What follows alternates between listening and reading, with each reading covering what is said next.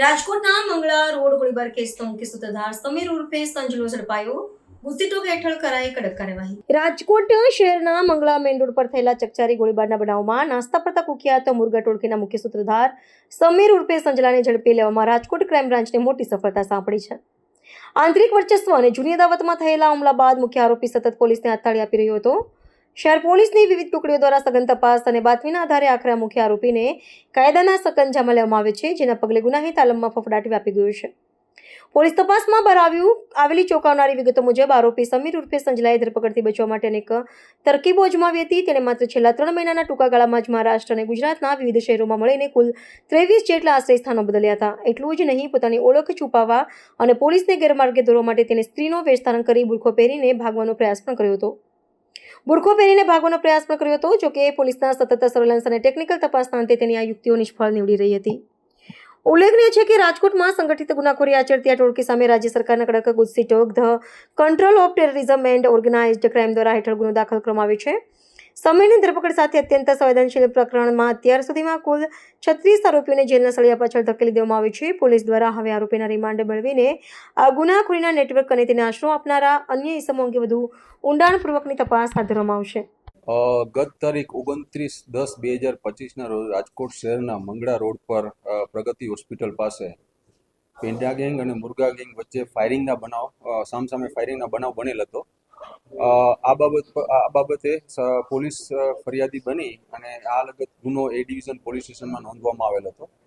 આ ગુનાની તપાસ એસઓજી રાજકોટ શહેર એસઓજી પીઆઈ SM જાડેજાના ચડાવી રહ્યા છે અને અત્યાર સુધીમાં આ ગુનામાં 36 આરોપીઓની ધરપકડ પણ કરવામાં આવેલ છે. માનનીય સીપી સર, માનનીય એડિશનલ સીપી સર તથા ડીસીપી ક્રાઇમ જગદીશ બાંગરવા સરે આ ગેંગના મુખ્ય સૂત્રધાર સમીર ઉર્ફે સંજલો જાવેદભાઈ જુણેજાને પકડવાની સૂચના કરેલ હોય, જેના અનુસંધાને રાજકોટ શહેર એસઓજી બ્રાન્ચ આ આરોપીઓને પકડવા માટે ટેકનિકલ સોર્સ તથા હ્યુમન ઇન્ટેલિજન્સની મદદથી સતત પ્રયત્નશીલ હતી. પણ આ આરોપી ખૂબ જ શાતિર હતો.